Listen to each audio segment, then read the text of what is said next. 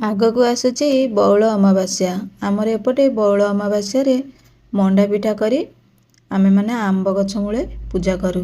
ଆଜି ମୁଁ ଆପଣମାନଙ୍କ ପାଇଁ ବିନା ଜନ୍ତୁଣୀରେ ମଣ୍ଡା ପିଠା କରିବି। ଭିଡ଼ିଓଟିକୁ ମୋର ଶେଷ ପର୍ଯ୍ୟନ୍ତ ଦେଖନ୍ତୁ। ମୁଁ ବିନା ଜନ୍ତୁଣୀରେ କେମିତି ମଣ୍ଡା ପିଠା ତିଆରି କରୁଛି ନିହାତି ଭାବରେ ଜାଣିପାରିବେ। ତେବେ ଚାଲନ୍ତୁ ମଣ୍ଡା ପିଠା ପ୍ରସ୍ତୁତି କରିବା। ଏଠି ମୁଁ ଚାଉଳକୁ ଭଲସେ ଧୋଇକି ତାକୁ ମୁଁ ଛାଣି ଦେଇଛି। ଆଉ ସାଙ୍ଗେ ସାଙ୍ଗେ ଆକୁ ମୁଁ ଫ୍ୟାନ୍ ତଳେ ଶୁଖେଇ ଦେବି।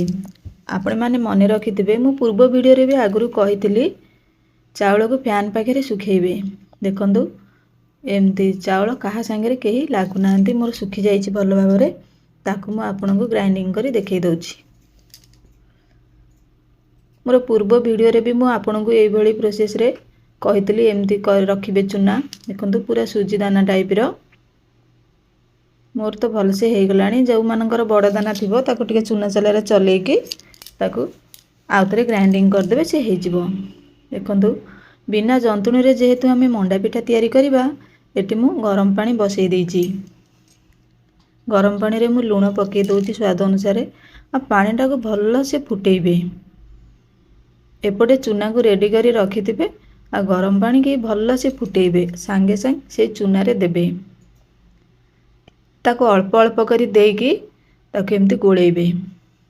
ଦେଖନ୍ତୁ ଏମିତି ଛୋଟ ଛୋଟ କାମ ଗୁଡ଼ାକ ସବୁ ଦେଖିଲେ ଆମର ପିଠା ଠିକ୍ଠାକ୍ ବନିବ ଆଉ ବହୁତ ଟେଷ୍ଟି ମଧ୍ୟ ଲାଗିବ। ବେଶୀ ପାଣି ଦେବେନି, ପାଣିଆ ହେଇଗଲେ ସେ ହାତରେ ଧରିବାକୁ ଗଢ଼ିବା ପାଇଁ ଭଲ ହେବନି। ପୁଣି ସେ ଗରମ ପାଣିକି ବସେଇଥିବେ, ପୁଣି ଏମିତି ଅଳ୍ପ ଅଳ୍ପ କରିକି ଦେବେ।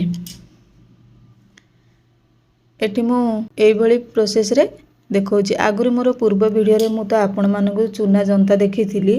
ମୋ ମତରେ ଚୁନା ଜନ୍ତିକି ପିଠା କରିବାଟା ହିଁ ଠିକ୍। ସେ ପିଠା ଯେମିତି ପାଟିରେ ପଡ଼ୁ ପଡ଼ୁ ମିଳେଇଯିବ, ଏ ପିଠା ତାଠାରୁ ଟିକେ ହାର୍ଡ଼ ରହିବ। ଆପଣମାନେ ଯଦି ଜନ୍ତି ନ ପାରିବେ ଏଇଭଳି ପ୍ରୋସେସରେ କରିବେ, ଆଉ ଇଏ ସିଝିବା ପାଇଁ ଟିକେ ଟାଇମ୍ ଲାଗିବ। ମୁଁ ଆଗରୁ ଆପଣମାନଙ୍କୁ କହିଦେଉଛି।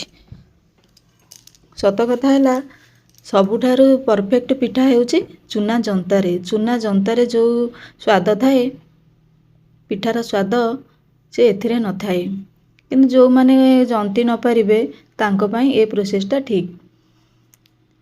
ମୁଁ ତ ଆଗରୁ ମୁଁ ଦେଖେଇଥିଲି ନଡ଼ିଆ ଆମର ପୁରଟା।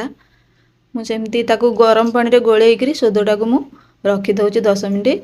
ତାପରେ ଆମେ ଏଠି ନଡ଼ିଆ ପୁର ପ୍ରସ୍ତୁତ କରିବା। ଏଠି ମୋର ଗୁଜୁରାତି ଆଉ ଗୋଲମରିଚ ଛେଚିକି ମୁଁ ସେ ପୁରରେ ଦେଇ ଦେଉଛି। ଟିକେ ଭଲ ବାସ୍ନା ପାଇଁ, ପେଟ ପାଇଁ ମଧ୍ୟ ଇଏ ବହୁତ ଭଲ। ଜୁଆଣି ଟିକେ ଦେଇଦେବା। ଜୁଆଣି ପକେଇଲେ ପିଠାର ବାସ୍ନାଟା ଭଲ ଆସେ। ମୋର ପୁରଟା ରେଡ଼ି ହେଇଗଲା। ତାପରେ ମୁଁ ଆପଣଙ୍କୁ ସୋଦଟା ଦେଖେଇ ଦେଉଛି। ଦେଖନ୍ତୁ ହେଇଗଲା ମୋର ଷ୍ଟଫିଂଟା। ଦେଖ ମୋର ହେଇଯାଇଛି। ଏଇଭଳି ରଖିବେ। ଏମିତି ରଖିଲେ ହାତରେ ଟିକେ ଧରିବା ପାଇଁ ଭଲ ହେବ। ମୁଁ ଗୋଟେ ଗଢ଼ିକି ଆପଣଙ୍କୁ ଦେଖେଇ ଦେଉଛି। ଭିଡ଼ିଓଟିକୁ ମୋର ଶେଷ ପର୍ଯ୍ୟନ୍ତ ଦେଖି ଚାଲନ୍ତୁ। ଆପଣମାନେ ନିହାତି ଭାବରେ ଜାଣିପାରିବେ, ଯେଉଁମାନେ ଚୁନା ନ ଜନ୍ତି ପାରିବେ ଏଇଟା ସେଇମାନଙ୍କ ପାଇଁ ଠିକ୍। ଏମିତି କରିବେ, କିଛି ବି ଅସୁବିଧା ହେବ ନାହିଁ। ମଣ୍ଡା ପିଠା ସମସ୍ତଙ୍କୁ ଖାଇବାକୁ ଭଲ ଲାଗେ। କାହାକୁ ମଣ୍ଡା ପିଠା ଭଲ ନ ଲାଗେ ଏମିତି କେହି ନାହାନ୍ତି କାହାକୁ ମଣ୍ଡା ପିଠା ଭଲ ନ ଲାଗେ। ମଣ୍ଡା ପିଠା ସମସ୍ତଙ୍କୁ ଭଲ ଲାଗେ। ଆପଣଙ୍କ ଆଡ଼େ ଆମ୍ବ ଗଛ ମୂଳେ କ'ଣ କେମିତି କରିକିରି ପୂଜା କରନ୍ତି ମୋତେ କମେଣ୍ଟ ମାଧ୍ୟମରେ ଜଣାଇବେ। କିନ୍ତୁ ଆମର ଏପଟେ ମଣ୍ଡା ପିଠା କରିକି ଆମ୍ବ ଗଛକୁ ପୂଜା କରାଯାଏ ବଉଳ ଅମାବାସ୍ୟାରେ।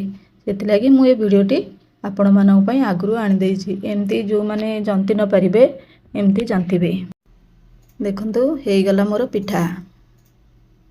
ଆପଣମାନେ ଏମିତି କରିକିରି ପିଠା ଖାଇବେ। କିପରି ଲାଗିଲା ମୋତେ କମେଣ୍ଟରେ ଜଣାଇବେ। ଭିଡ଼ିଓଟିକୁ ମୋର ଶେଷ ପର୍ଯ୍ୟନ୍ତ ଦେଖିଥିବାରୁ ଆପଣଙ୍କୁ ବହୁତ ବହୁତ ଧନ୍ୟବାଦ। ଭଲ ଲାଗିଥିଲେ ଲାଇକ୍ କରିବେ। ନୂଆ ଥିଲେ ମୋ ଚ୍ୟାନେଲକୁ ସବସ୍କ୍ରାଇବ୍ କରିବେ। ରହୁଛି, ନମସ୍କାର।